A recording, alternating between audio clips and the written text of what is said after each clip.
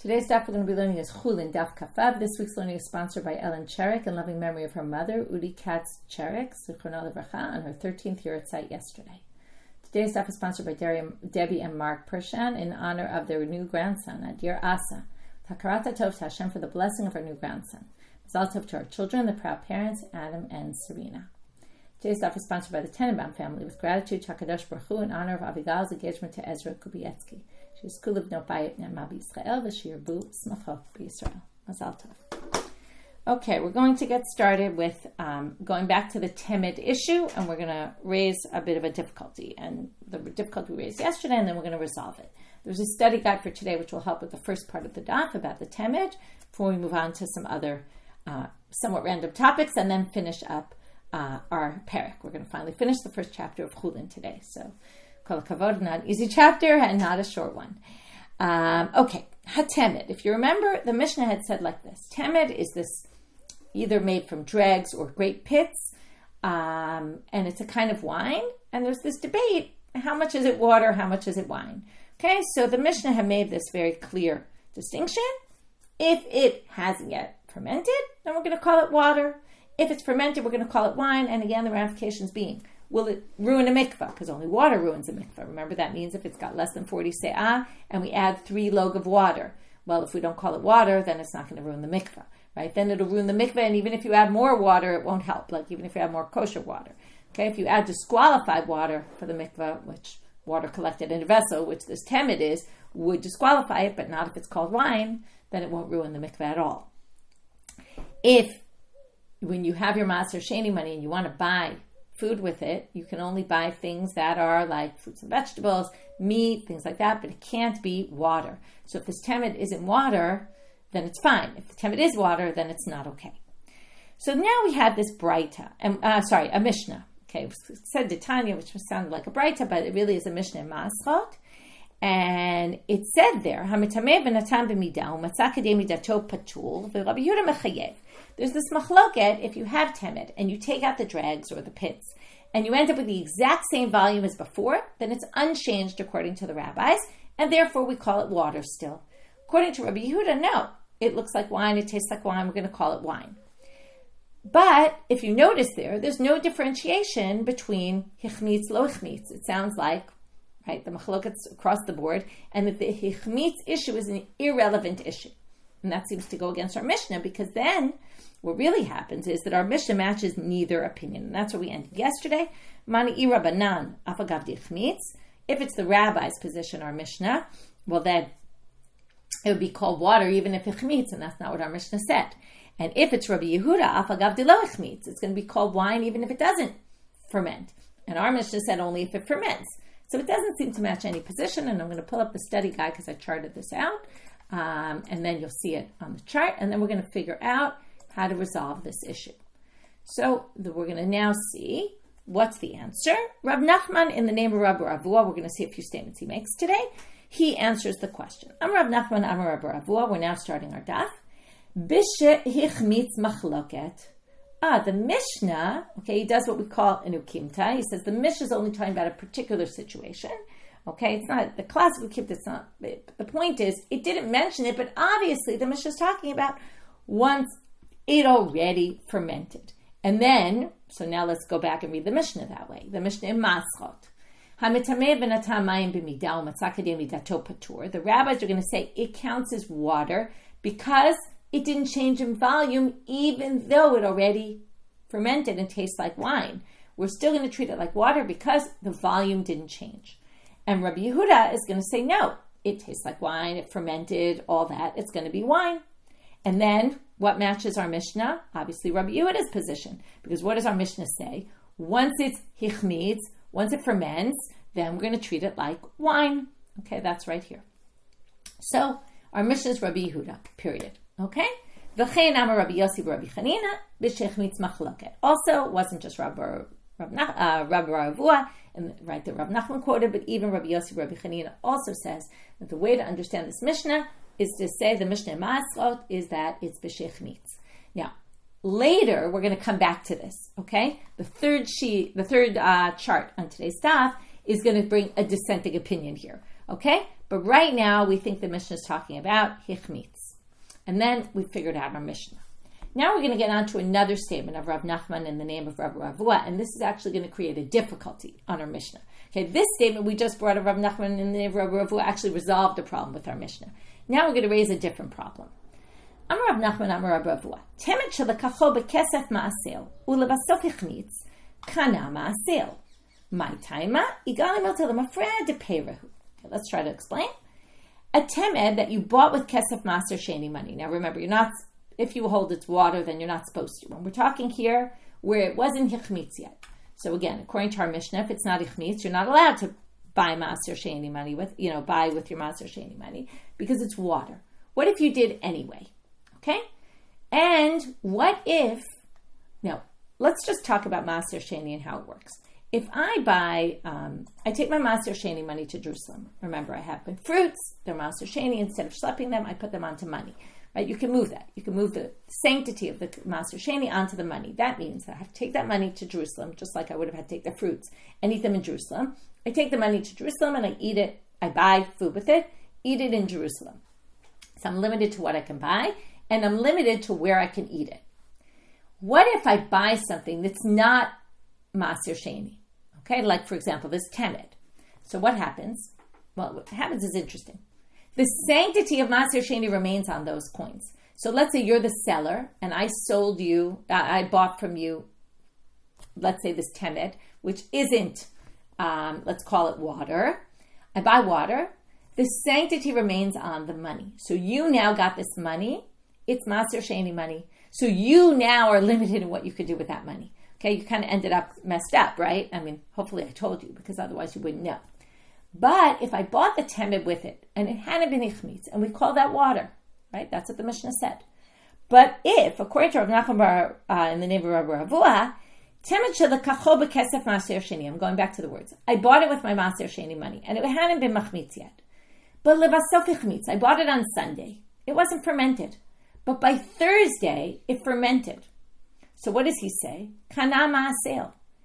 The maser is effective, meaning it's as if I bought it when it already hichmitz, meaning that when you sold me the temed and you got this money, in the end, it doesn't have the sanctity of maser sheni because the sanctity moved onto the temed, even though it didn't happen at the moment that I bought it.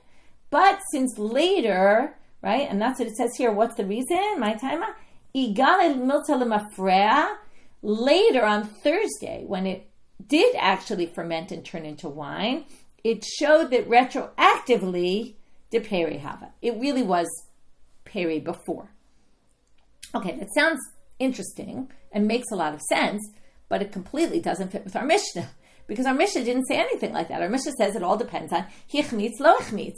If lo hichmitz, it's exempt from, right, you can't buy maser sheni, right? We're going to view this completely as water. Didn't bring any sort of issue like this. And if you assume most temed, if it hadn't yet fermented, it could potentially ferment down the road. So elamat nitin de katani chmitz in lo chmitz lo. So now what about our Mishnah? Our Mishnah said only if it actually had been chmitz already. But lo chmitz, but if it hadn't, then not. Dilma ishavke have machmitz. Why don't we say maybe it is, right? Well, what did we say? You can't buy it with kesef maser. Maybe you can. Maybe I can go to the shuk, buy temed with my maser sheni money in the hopes that it will be machmitz down the road. Because usually it's just a matter of time. So theoretically, I should be allowed to. Why didn't the Mishnah talk about this? If Rav Nachman in the name of Rabbi Yehuda is right, then why didn't the Mishnah say this? And it's sort of a question on a Mishnah, but also really a question on Rav Nachman in the name of Rabbi Yehuda. How do you say something that certainly wasn't indicated in the Mishnah? So we're going to have two answers for this question. And I'll bring up the study guide again because it kind of shows this in a chart form. So we have the difficulty between what Rava bar Avua said, or Rav Nachman quoted him as saying, between that and the Mishnah. And now we're going to have two answers, one by Rabba and one by Rava. Okay, remember, Rabba bar Avua is not the same Rabba that we're talking about here, okay? So Rabba is going to answer the question, and Rava is. And each one kind of employs a different method. Amar Rabba, kisheshiyeh mimenu bekos v'lo hichmitz.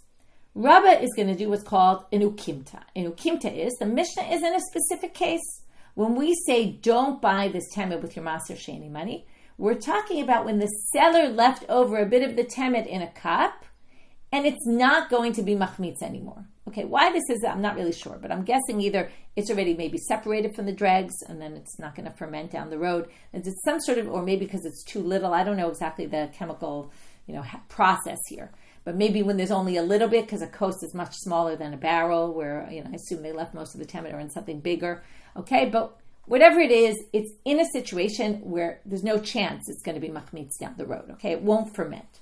And therefore, the Mishnah says, very simply, if lo ichmitz, then again, it's in a case where it also won't be machmitz, and that's why you can't buy it with your maser sheni money. And also, we view it as water for the case of mikvah, because we're not worried about what's going to happen in the future, and because nothing's going to happen in the future. But that's what we call an ukimta, which means in a regular case where it might potentially machmitz, then theoretically you can. We're going to treat it like wine.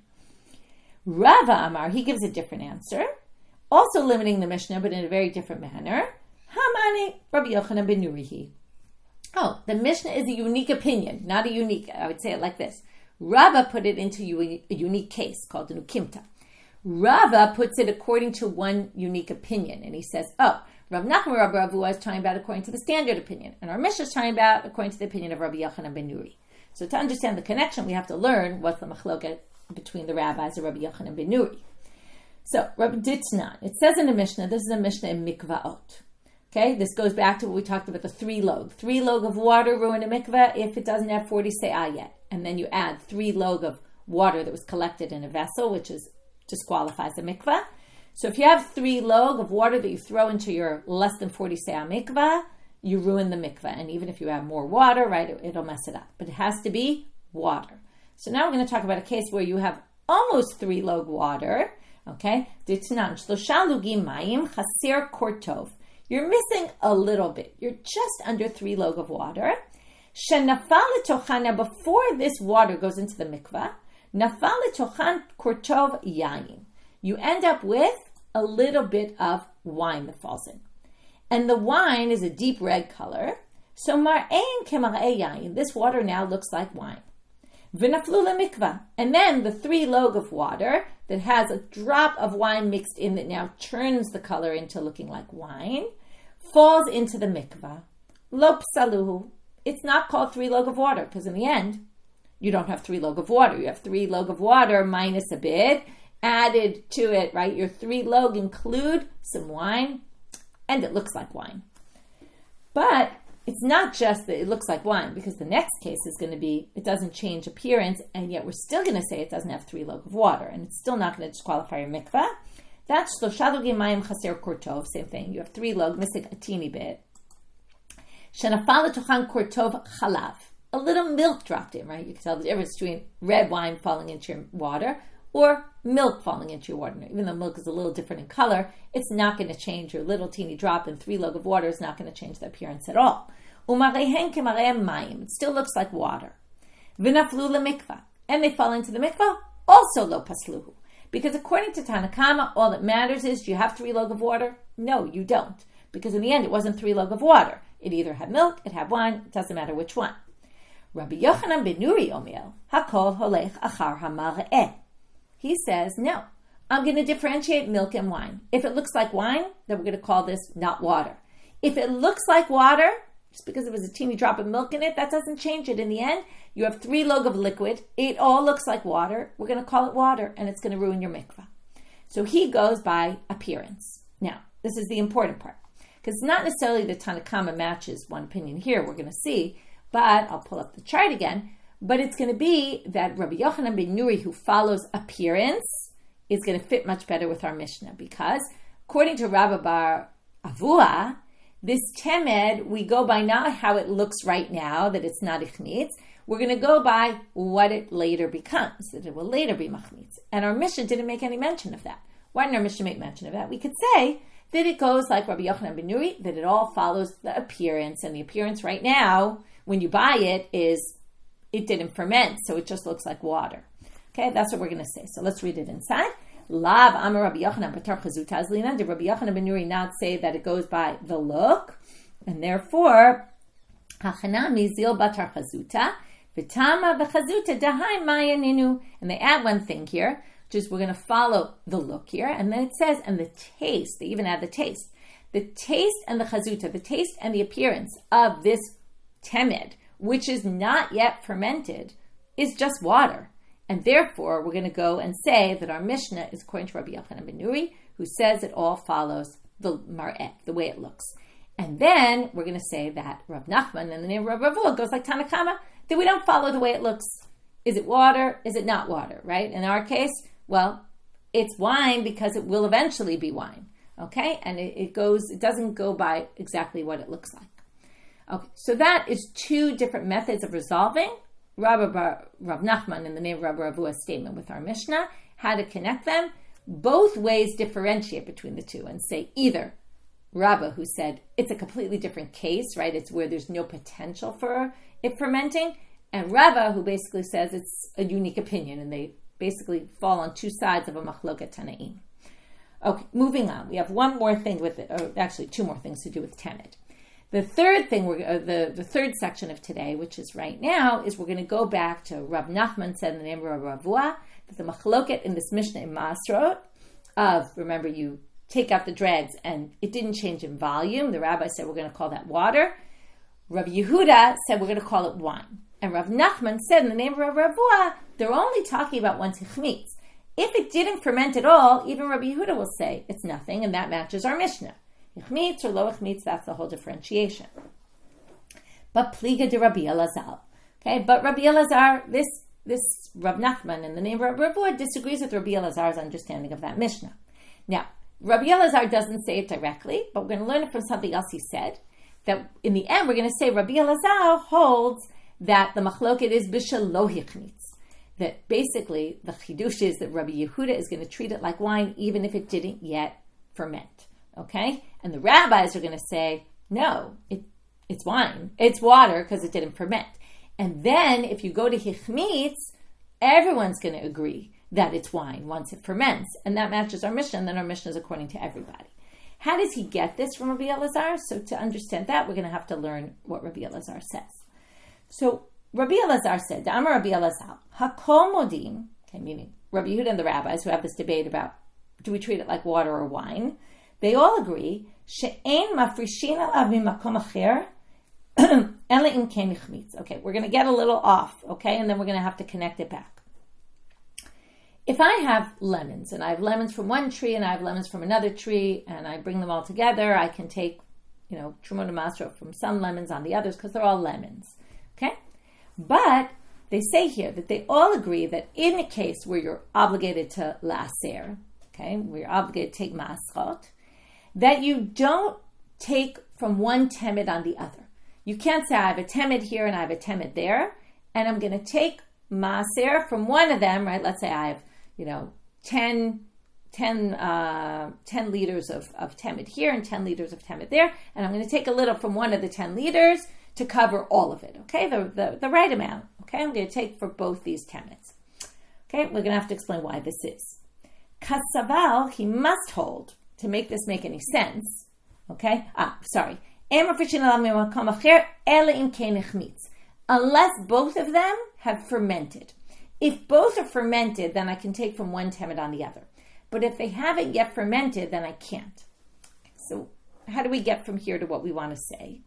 Well, because remember, what did we say? That he thinks the machloket is b'shelo hichmitz, when it hasn't yet fermented. So, kasaval b'lo hichmitz machloket. We're going to assume the machloket is, and now we're going to start from the beginning and build how we get from there to there.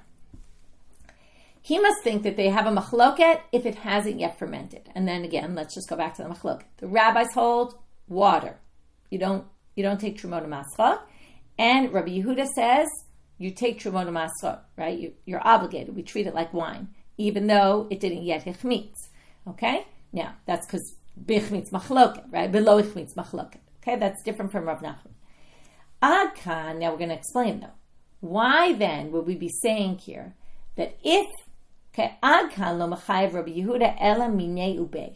When Rabbi Yehuda says lo ichmitz, we're going to treat it like wine. You have to take trumot maschot. He only allows you to take trumot maschot from that same temed, not from a different temed. Aval me'alma lo, but not from some other temed. Why? Now this goes back to the other statement of Rav Nachman in the name of Rabbi Avahu. What did he say? He said that, and that's why this didn't come before, because we had to understand the other part. He said that if it didn't hichmitz yet, but it will be later, right? Then we're going to say, oh, well then it's clear it was wine. So what does he say? Even though b'shaloch meats, we're going to say you're obligated in Trumot Maschot, but you can't take from one temed on the other. Why is that? Because if loich meats, and it's really not wine yet, right? And it might be wine, it might never become wine, right? Sometimes we know you try to make a wine, it just doesn't, I don't know, I've never tried this, but I assume it just could not ferment. So he says like this, if I have two temeds that are both not yet fermented, then what's the issue? The issue is, I don't know if this will ever ferment. One might not. Now, if one does, it'll be obligated for masrot on a doraita level. If one doesn't, it'll be obligated masrot only on a derabana level. Now, as he says, we're going to treat it like wine, but it's not really wine, and especially if it never ferments. So then you're not allowed to, I can mix my lemons from two different trees, but not if one is only rabbinic and one is Torah law. I can't do Torah on rabbinic and rabbinic on Torah law. So because these are both not yet fermented, that basically is going to create a situation where I can't take from one on the other. And once we understand Rabbi Eliezer that way, then you have to say that Rabbi Yehuda's position, that you take the Trumot Masrot, must be in a case where Shelo Hichmitz, because that's exactly what we just said here. Okay? So because of that, we're going to say that he must disagree with Rav Nachman in the name of Rav Yehuda about this Mishnah Masrot when the rabbis and Tanna disagree. Is it b'shech mitz? They disagree, and then our Mishnah only matches Rabbi Yehuda's position, or is it b'shaloich mitz? They have a disagreement, and then our Mishnah matches actually the rabbi's position, because our Mishnah says b'shaloich mitz. You're not chayav in Trumot Masrot, and Rabbi Yehuda thinks you are because of what will happen in the future, right? But again, when he obligates, it's only going to be from itself. Okay, you won't be able to do from one temed on the other because maybe one will be machmitz and one won't, and then you'll be mixing doraita and derabanan together. Okay, last issue on temed. Tanu Rabbanan, hatemed, ad shelo achmitz mishiko b'mayim. Okay, we have to give a little background. Hashaka. Hashaka is another concept by mikvah. If I want to purify water, what do? Okay, I can't throw the water in the mikvah. There will go my water, right? It'll be part of the mikveh and I'll have nothing, I won't be able to get it back. It'll just be in the mikveh. So what can I do? I can put it in a vessel, like in a jug, put it in the mikveh, submerge the jug into the mikveh, and when the top of the water, the top of the surface of the jug, the water at the top there touches the water of the mikveh, that purifies my water. So that's called hashaka. Okay, this is, by the way, a method they use to have non-kosher water going into the mikvah. I'm not going to get into that, but it goes by hashaka, and then we fill our mikvahs not only with kosher mikvah water. As long as we have 40 se'av kosher, that was the whole thing we learned, right? You can then add by hashaka anyway, I'm not going to get into all that. But we're talking now, what if I have temed that became tameh, impure, and I want to purify it? So again, this goes back to, if we view it like water, then I can purify it like I purify water. I can put it in the mikvah and have hashaka work. So this braita says, hatemed, ad shelo hichmitz, if it didn't yet ferment, i.e. meaning we treat it like water, then mishiko b'mayim, then I can do hashaka, because hashaka works with water specifically. Okay, it's another water-specific issue.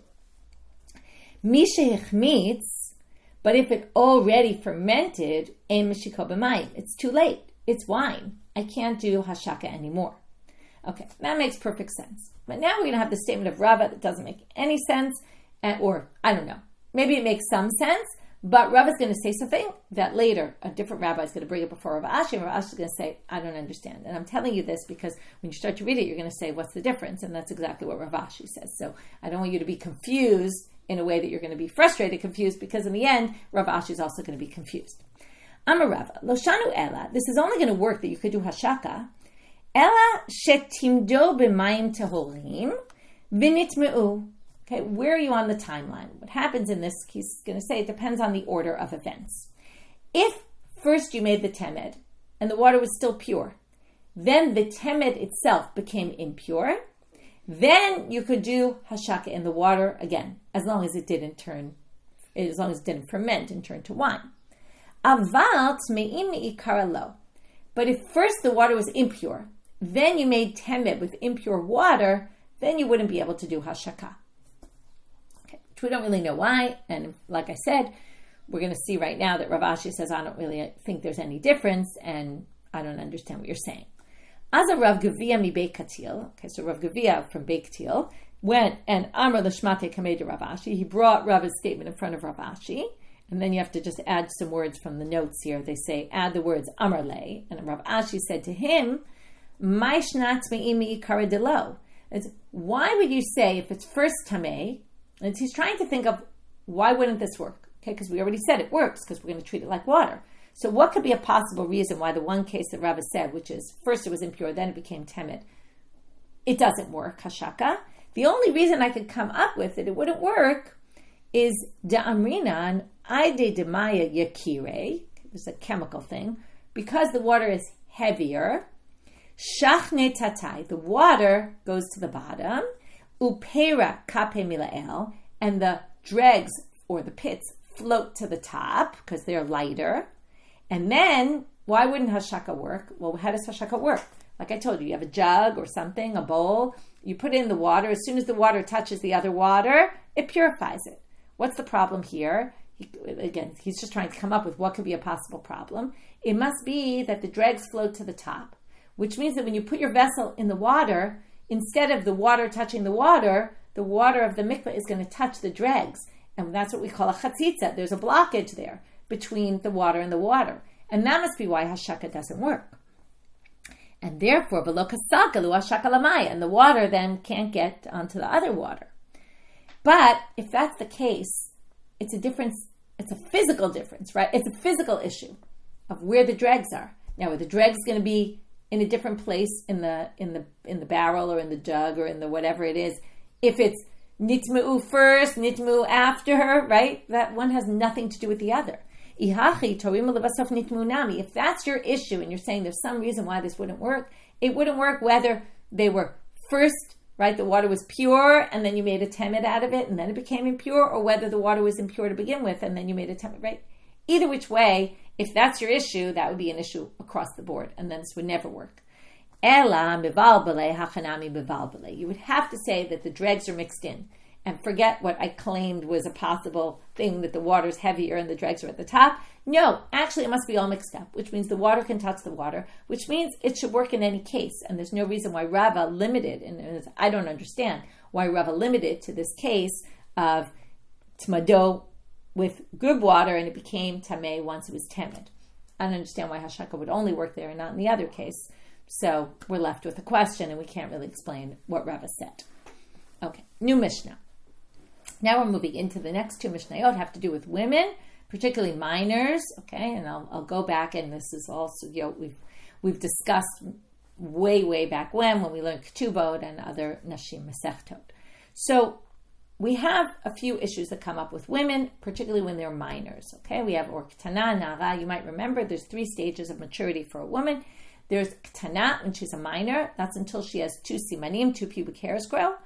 Then there's 6 months where she already saw 2 simanim, where she has 2 pubic hairs. She's called a na'ara, and she's in that stage for 6 months only. Then she goes to the stage of being a bogeret, where she's already reached maturity. Now the idea is she's kind of in her father's domain for the years. She's a ketana, and also somewhat when she's a na'ara. Okay, and there's laws that apply for that. Okay, we're going to have again one of these mutually exclusive cases where these are a little bit complicated laws for us to swallow as women. Okay, the first is mecher. A father can sell his daughter into slavery, but only, to be a maid servant. Okay, hard to call it, let's try not to call it slavery, but basically you can sell her to be a maid servant. You have to understand this in the context of the time. You're basically talking about a man who can't afford to raise his daughter. He can't give her food. So what does he do? He sells her to be a maid servant so that she can get fed and taken care of. And the Torah even talks about, that there's this kind of end goal somewhat. There's a possibility that maybe the master or the master's son will marry her and then she'll have a future. Right? You have to remember, that was all they were worried about, a financial future for her. So it sounds like not exactly the right kind of thing, but in their society, it kind of made sense. So at what age can he sell her to be a maidservant? Only when she's a minor, not when she becomes a nara. When she has shtei sarot, it's too late. He can't sell her after that. Then there's another law, which is a complicated one as well, which is ones or mefate, which is a man seduces or rapes a woman. If she's a minor, right, we've used seduction also as, he mistreated her. And even though it was consensual, but she was a minor, just like nowadays. And then there's a penalty he has to pay to the father of the woman, okay? But that makes sense because she's not really a woman. She's a minor. She's still in her father's domain, and that's why he gets paid. When does he get paid this knas? He gets paid the knas if she's a na'ara. Okay? That's what the Mishnah is going to say, basically. So these times are mutually exclusive because the mechira happens up until she's a na'ara. And the knas only kicks in when she's a na'ara. Okay? Which basically means that this law of ones is limited to the 6-month period, basically. Okay, so kol makom sheyesh mecher in knas, kol makom sheyesh knas ein mecher. So if the woman is of the age where she can be sold, she's not of the age where the man is going to have to pay this penalty to the father. If there's knas, where he pays the penalty to the father for raping her, or seducing her, there's no mecher, because that's only at the stage of na'ara, and she can no longer be sold at that stage. However, just like we saw in one of the previous Mishnayot, there's a machloket about this. Not everybody agrees. Amar Rabbi Yehuda Amar Rav, Zo Divrei Rabbi Meir. Okay, this is the words of Rabbi Meir, and we saw this whole sugya in Ketubot. Aval Chachamim Omrim Yesh Knas Bimkom Mecher. The rabbis say there is an overlap. De Tanya, as we're going to see right now in this source, Ktana mibat Yom Echad, from the day she's born, Ad Shtavi Shtei Sa'arot Yesh La Mecher Ve'en La Knas. Okay, so when she's born until she reaches the age of Na'ara, okay, she has Mecher, she could be sold, but she doesn't get Knas yet. Once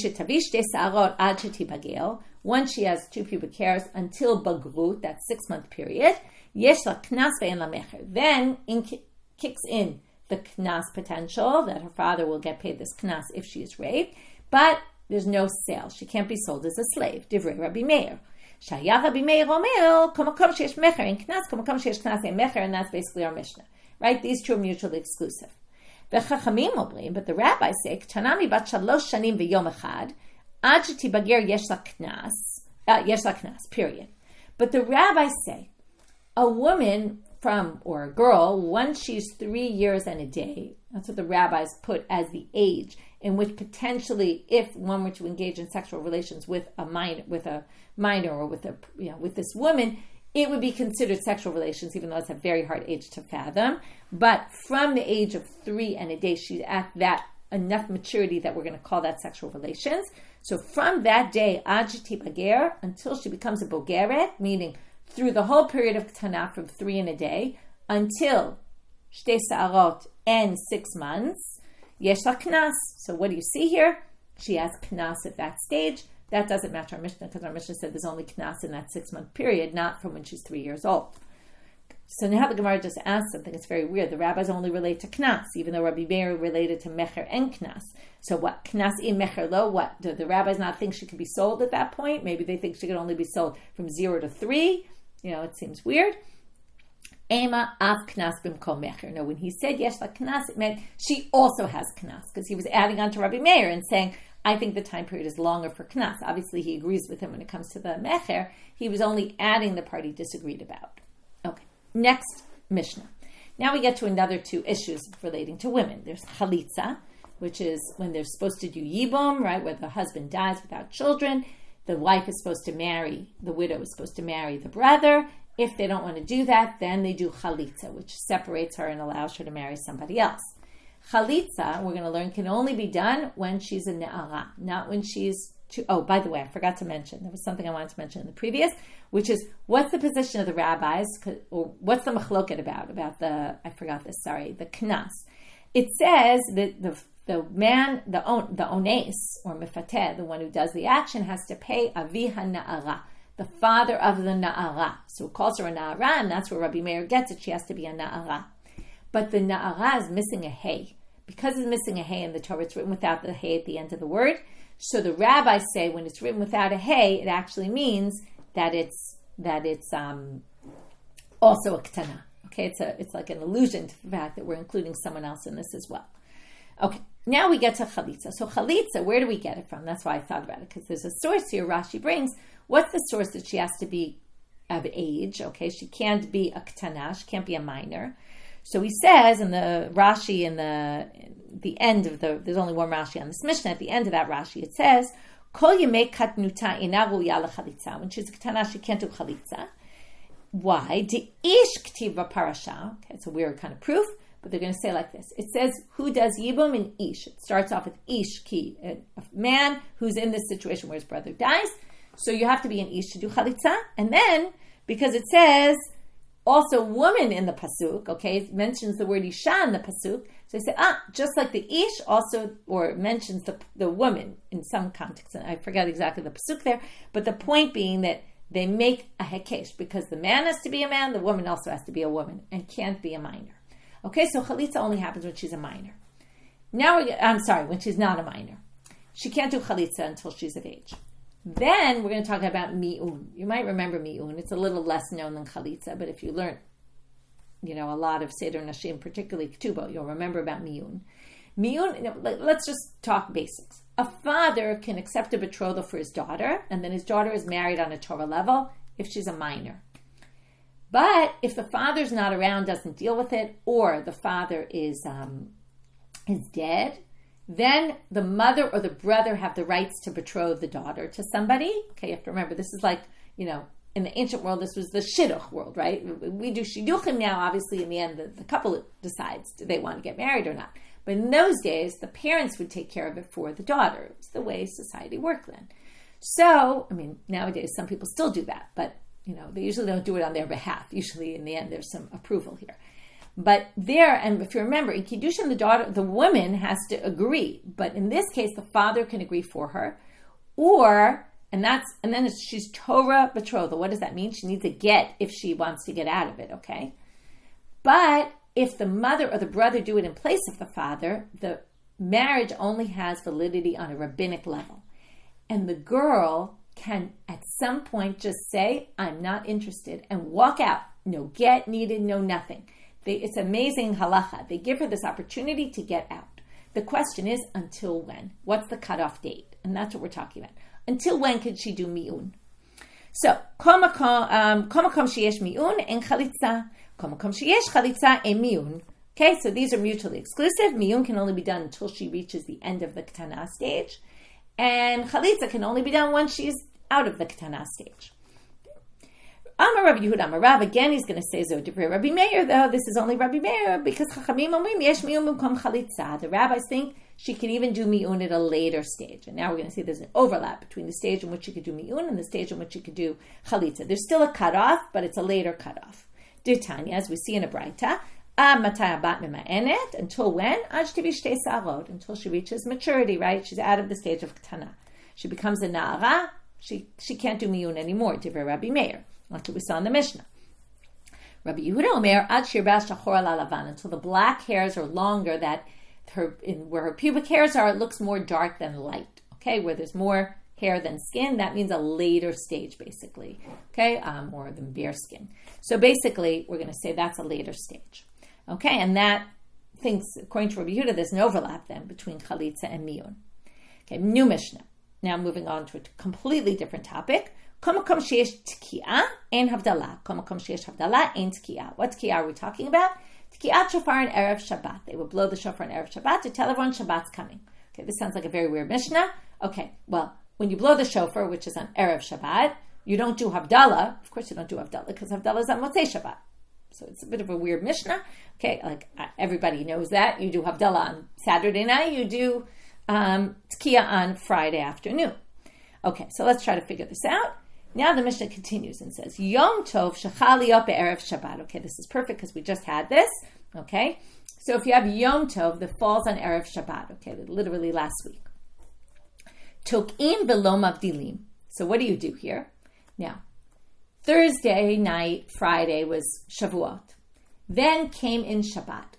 So believe it or not, they do tkiyah. They do a tkiyat shofar then also, okay? They blow the shofar on Yom Tov. Why? Because I want you to know you can't cook anymore, okay? The things you're allowed to do on Yom Tov, you can't do anymore. But they don't do havdalah. Okay, now you think, obviously they don't do havdalah, but in a second you're going to realize why they're saying this. B'motzei Shabbat, what if Yom Tov came out on Sunday? And then Motzei Shabbat, remember what we do? We say V'todienu in our tefillah, right? Which is a bracha mavdil ben kodesh, right? What do we say? Mavdil ben kodesh lekodesh, okay? And we do it in Kiddush as well, right? There's a havdalah bracha in Kiddush. So on Saturday night, b'motzei Shabbat mavdilim v'lo tukim. Okay, you make havdalah, but you don't blow the shofar. Why is that? Because you're going down in sanctity, right? You're going from Shabbat to Yom Tov.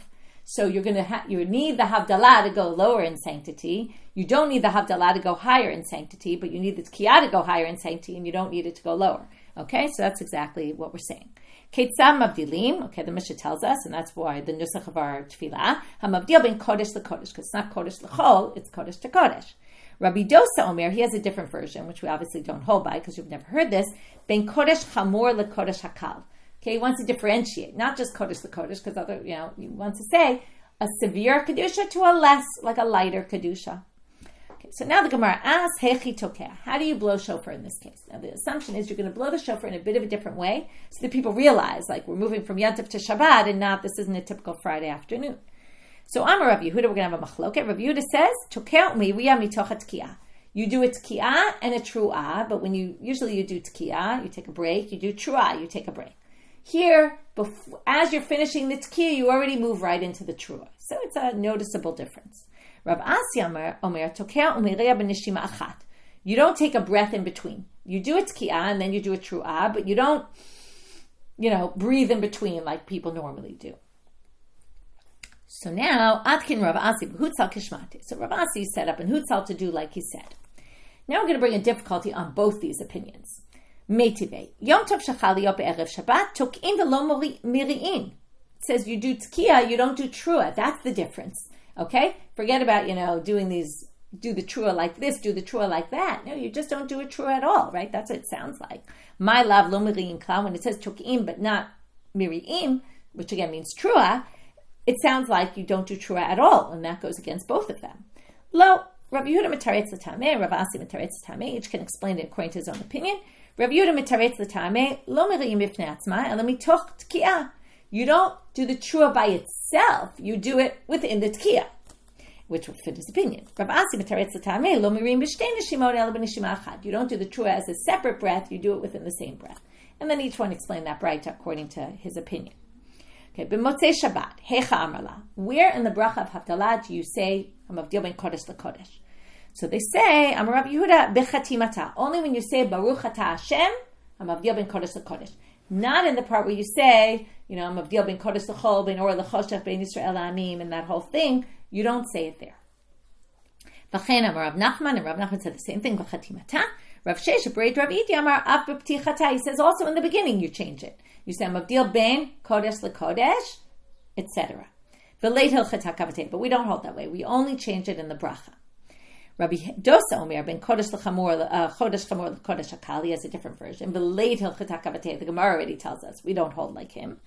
Rabbi Seira Yom Tov shachal yop be'emtza Shabbat. Now he just points out something else, which is when Yom Tov happens in the middle of the week. That's what it means. Emtza Shabbat. Shabbat means week. Omil hamavdil ben kodesh lechol ben or lechoshech ben Yisrael amim. We all familiar with this. This is the nusach of Havdalah. Ubein yom hashvi'i l'sheshet yamei ha'maaseh. Now, even though it's Wednesday, let's say, when the Chag ends, you still say that God is mavdil between the seventh day and the rest of the days of the week. Why would you say that on a Wednesday when it's Yantif? My taima. With this, we end our perek.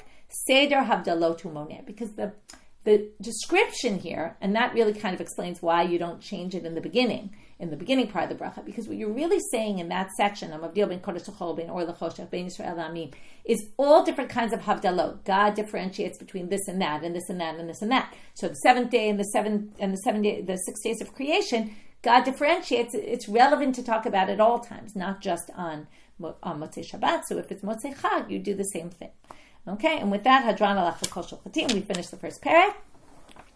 I'll do a quick review of our daf and then just also mention right? If you remember how we got to all these, right? Because we were saying what's kasher b'para, right? We started, I think that was the first one. Let me just look back for a minute. No, right. We started with the kasher b'bnei torim, right? It was the b'nei torim that was the first one. Yeah, it was the b'nei torim and the b'nei yonah. We started with that, and from there we got to the shchita of the para and the arifa of the eglah. And then we kept going to all sorts of pasul b'zeh kasher, pasul b'zeh. Okay, all sorts of things that are mutually exclusive. I'm just double checking that there was nothing in the previous Mishnah. No. Right, didn't start with the Torim Mishneh B'nei Yonah, because that's more for Zvachim. I knew something didn't sound right. It was the issue of savar kasher the shchita. Remember, the neck is where you do the slaughtering, and the malika is in the back of the neck. Okay, and it was differentiating between shchita, which is our topic, and malika. Okay, which is what you do in the Beit HaMikdash with the birds, and that the location for each are mutually exclusive. And then from there we got into all sorts of different topics, right? And then if we just review our daf, we were talking about the temed, and we saw these different approaches about, right, this Mishnah Masra, which seems to contradict our Mishnah, or didn't work with our Mishnah. We resolved that. Then we said the Mishnah there, right, we had two opinions, whether it's talking about b'shei chametz machloket or b'shaloach chametz machloket. And we had this other issue that came up, which was about this other statement of Rav Nachman and Rav Yehuda that we have to worry, maybe it will be machmitz later, and then not that we have to worry, but it could affect the law now, and our Mishnah didn't say that, and we had two explanations why. And then we got to, also we talked about hashaka with temed. And then we got to kol makom sheyesh mecher and knas, the mecher and the knas, the chalitza and the miyun, and then we finished with the tekiah and the havdalah, and Chullin Mishkan's article this week is about havdalah, so you can read it on today's daf. And with that, we'll finish for today. Wishing everyone a good day.